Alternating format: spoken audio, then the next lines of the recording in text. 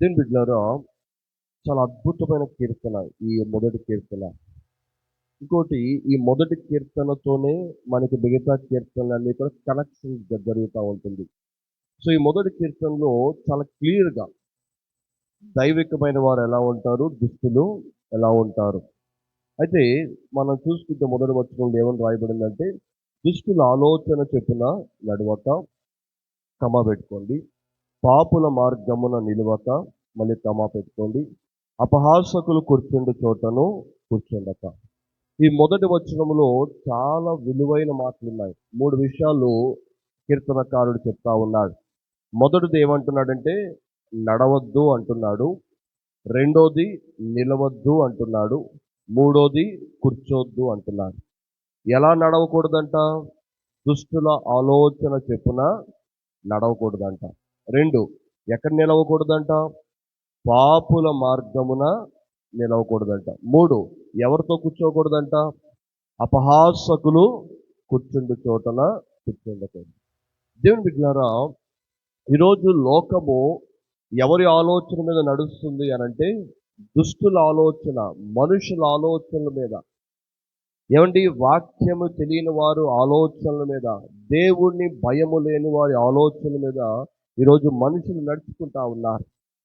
దుష్టులు ఆలోచన చొప్పున నడిస్తే అది మన జీవితానికి చాలా ప్రమాదకరము. మన స్నేహితులు అవ్వచ్చు, మన కుటుంబ సభ్యులు అవ్వచ్చు, వారు గనక దైవికమైన వ్యక్తులు కాకపోతే, వాక్య జ్ఞానం లేని వారైతే గనక, పరిశుద్ధులు కాకపోతే, వారు ఇచ్చే ఆలోచనలు, సలహాలు మన ఆత్మీయ జీవితాన్ని పాడు చేసే అవకాశము చాలా ఉంటుంది. అందుకని ఇక్కడ భక్తుడు ఎంత స్పష్టంగా చెప్తున్నాడంటే, దుష్టులు ఆలోచన చొప్పున మనము నడవకూడదు. ఈరోజు దేవుని బిడ్డలారా, ఎవరు దుష్టులు మరి? ఎవరిని అంటాం దుష్టులని? జనరల్గా చెప్పాలంటే, వాక్యము ఎరగని వారు, దైవికమైన జీవితము జీవించని వారు, పరిశుద్ధత లేనివారు, వారందరూ కూడా దుష్టుల కేటగిరీలోకి వచ్చేస్తారు. ఈరోజు చాలామంది తమ జీవితాలు పాడు చేసుకుంటున్న వారు ఉన్నారు. ఎందుకంటే దుష్టుల ఆలోచన చెప్పి నడుచుకుంటున్నారు. రెండోదిగా మనం చూస్తే, పాపుల మార్గమున నిలవకూడదు. ఎందుకు నిలవకూడదు అనంటే, పాపుల మార్గంలో నిలిస్తే ఏమవుతుంది? పాపము వల్ల వచ్చు జీతము మరణం. కాబట్టి మనం మళ్ళీ పాపపు మార్గములో నిలిస్తే అది మళ్ళీ మనం మరణానికి దారితీస్తుంది. అందుకని మనం పాపుల మార్గంలో నిలవకూడదు. మరి ఏ మార్గంలో నిలవాలి? ప్రభు మార్గములో నిలవాలి. ప్రభు వెళ్ళిన మార్గంలోనే మనము కూడా ప్రయాణము చేయాలి. అయితే పాపుల మార్గం అనేది చాలా సులువుగా ఉంటుంది, చాలా విశాలంగా ఉంటుంది, ఎలాగైనా వెళ్ళొచ్చు, బాగుంటుంది ఆ మార్గము. కానీ యేసు ప్రభు మార్గం అనేది ఇరుకు మార్గము. అంత విశాలంగా ఉండదు, అంత సుఖంగా ఉండదు, అంత ప్రయాణము చేయటానికి అంత వసతులు ఉండవు. కానీ దేవుని బిడ్డలారా, పాపుల మార్గంలో నిలిస్తే అది మనల్ని మళ్ళీ మరణానికి దారితీస్తుంది. మూడోదిగా మనం చూస్తే, అపహాసకులు కూర్చుండు చోటన కూర్చోకూడదు. అంటే ఎవరితో సహవాసం చేయకూడదు? అపహాసకులతో మనం ఎప్పుడు కూడా సహవాసము చేయకూడదు. ఈరోజు చాలామంది తమ సమయాన్ని ఈ అపహాసకులతో కూర్చుంటున్నారు. ఇప్పుడు ఈ సెల్ ఫోన్ వచ్చిన తర్వాత కొన్ని కామెడీ షోస్ వచ్చినాయి, జబర్దస్త్ అని రకరకాల ఈ కామెడీ షోలు వచ్చిన తర్వాత మనుషులు వాటికి అలవాటు పడిపోయి ఈరోజు చాలామంది అవి చూస్తూ తమ సమయాన్ని గడుపుతూ అపహాసకులుగా, ఎందుకు పనికి మాలిన వారుగా, ఏమి ఉపయోగం లేని వారుగా ఈరోజు తమ సమయాన్ని వృధా చేస్తున్న వారు చాలామంది ఉన్నారు.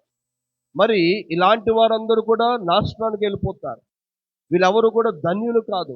మరి ఎవరు ధన్యులంట?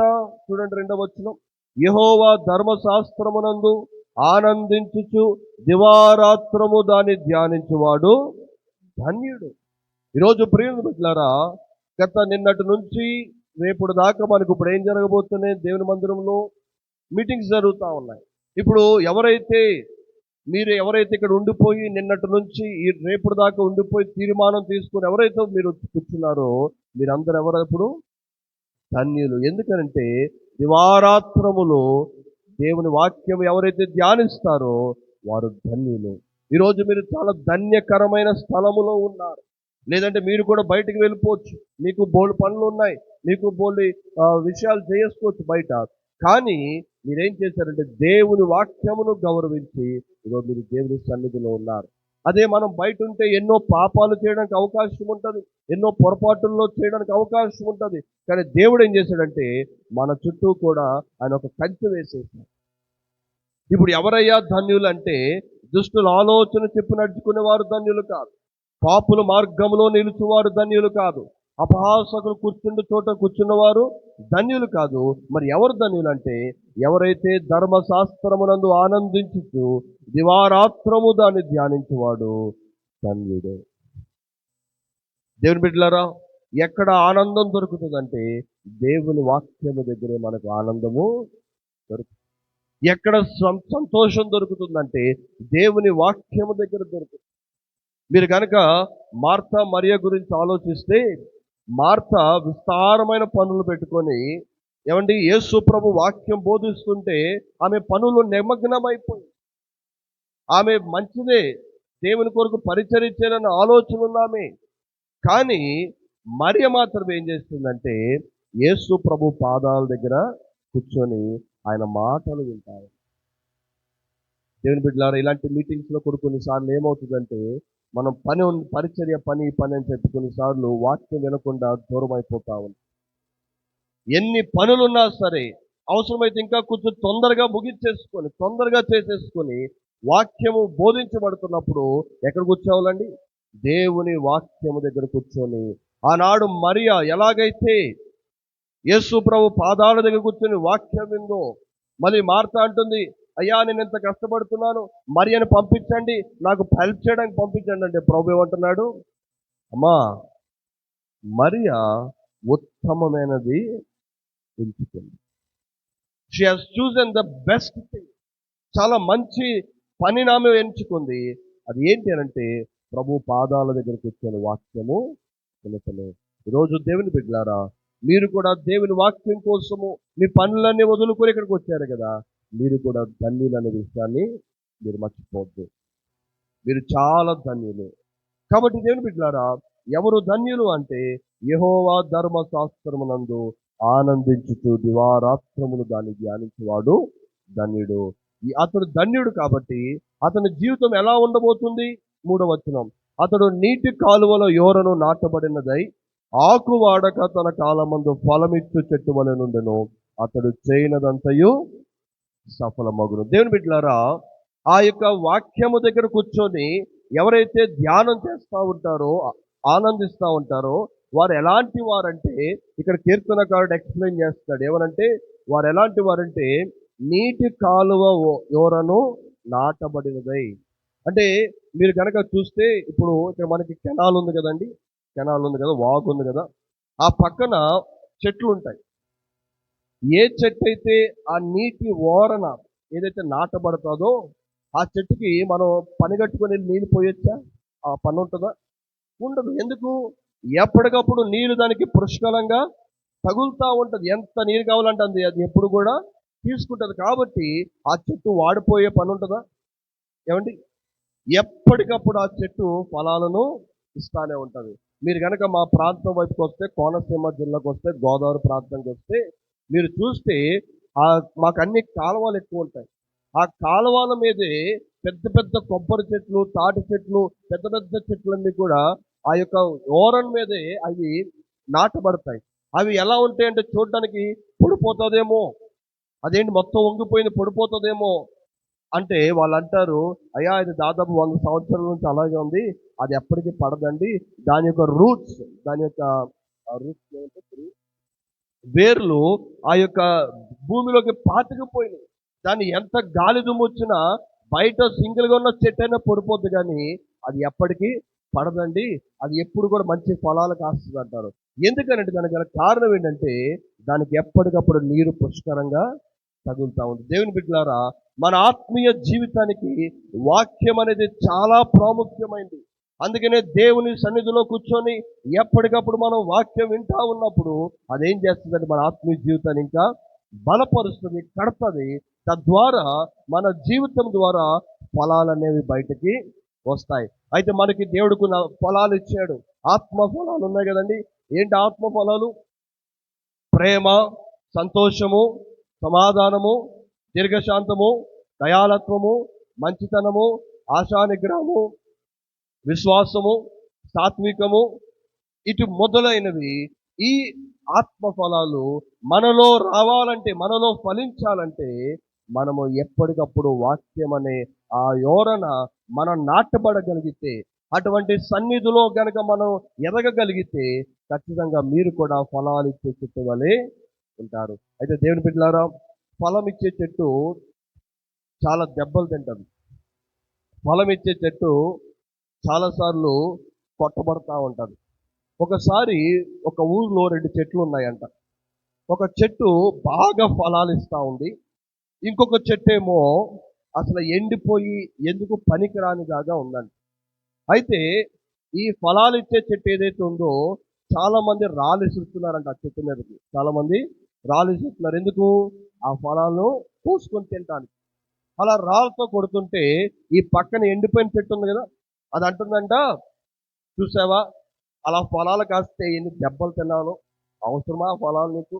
చూడు నాకులాగా ఉండొచ్చు కదా, ఎవడు నా జోలికి రాడు, ఎవడు నన్ను కొట్టడు, నేను ఇలాగే ఉంటాను, నువ్వు అనవసరంగా ఫలాలు ఇచ్చి దెబ్బలు తినిపించుకుంటున్నావు అంటే అప్పుడు ఆ చెట్టు అందంట, పోన్లే అమ్మ, దెబ్బలు తింటే తిన్నాను, కనీసం నా ఫలాలు తింటున్నారు కదా, సంతోషపడుతున్నారు కదా, నాకు తప్పదులే, పోన్లే తింటున్నారు కదా, చాలు నాకు ఆ సంతోషం ఉంది అని చెప్తా ఉంటే ఈ ఎండిపోయిన చెట్టు అంటాను, నీకు బుద్ధి రాదు, నువ్వు ఎప్పుడైతే నువ్వు మారవు, అదే నాకులాగైతే అవ్వడు, నా జోలిగా సుఖంగా ఉండొచ్చు అని అనుకుంటే, ఒకరోజు ఆ ఊరిలో ఒక మ్యారేజ్ కుదిరిందంట.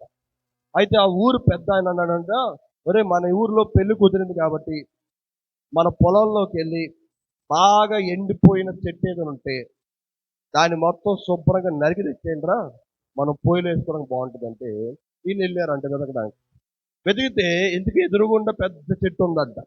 ఒక్క ఫలము లేకుండా ఆకులని రాలిపోయి ఎండిపోయి దేనికి పనికి రాకుంటే అప్పుడు వీళ్ళు అనుకున్నారంట, ఒరే ఏదో భలే ఉంది, మొత్తం ఊరంతరికి వదిలే సరిపోతుంది అని చెప్పి మొత్తం కింద ఏరుతో సహా నరికి పాడేశారంట. నరికేసి మొక్కలు మొక్కలుగా చేసి తర్వాత తీసుకెళ్ళి ఎక్కడ పెట్టారు దాన్ని? అగ్నిలో పెట్టేటప్పటికి కాలిపోతున్నా, అమ్మో ఈ బతుకు నాకొద్దు, అమ్మో నేను కాలిపోతున్నా, నన్ను రక్షించండి రా బాబు అని అంటున్నా సరే ఎవరు రక్షిస్తాడు? వెళ్ళిపోయింది మాత్రం.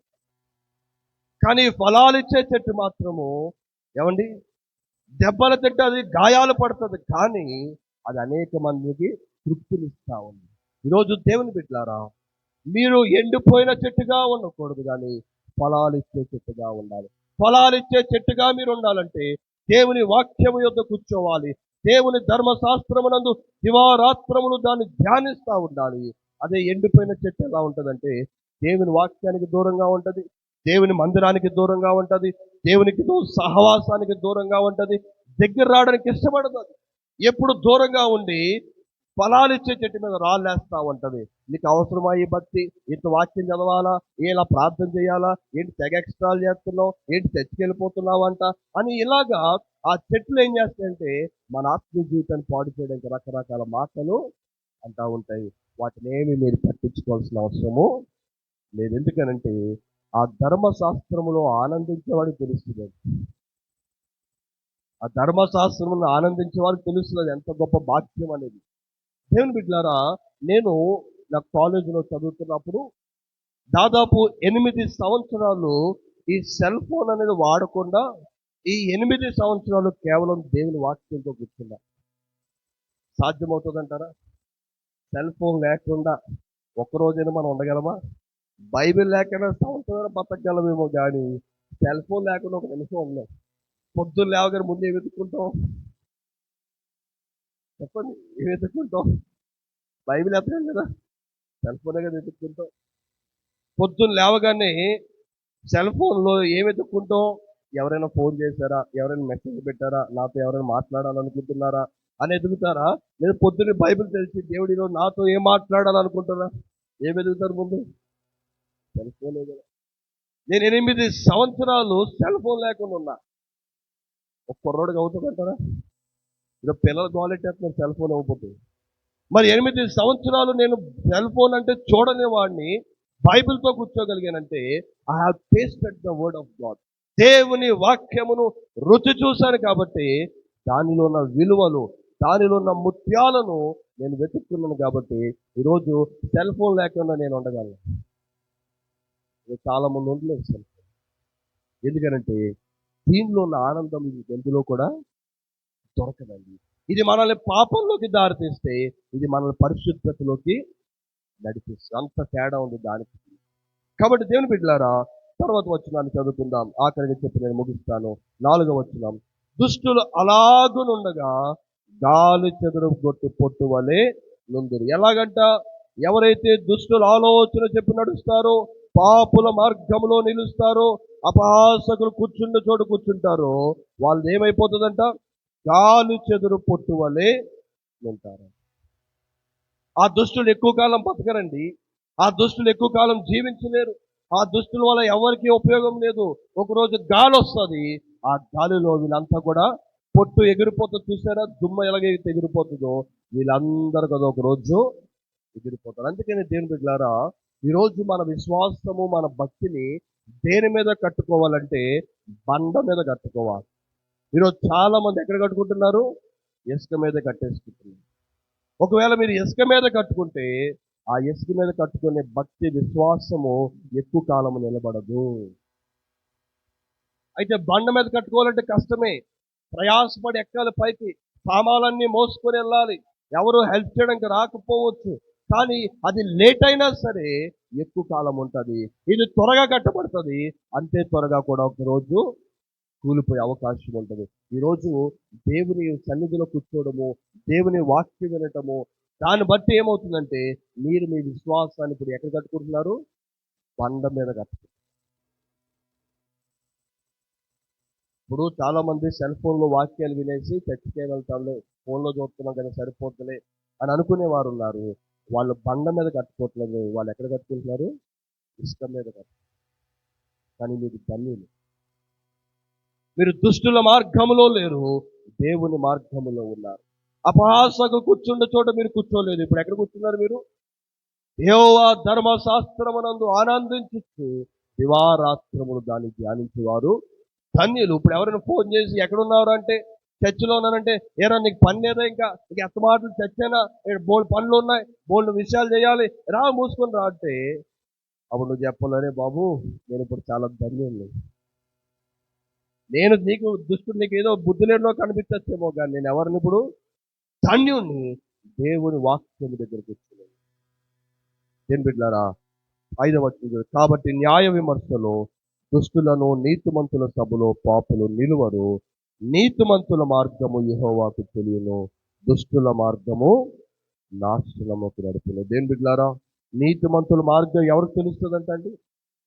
యెహోవాకు తెలుస్తుంది. నీతిమంతుల మార్గం ఎవరికి తెలుస్తుంది? యెహోవాకి.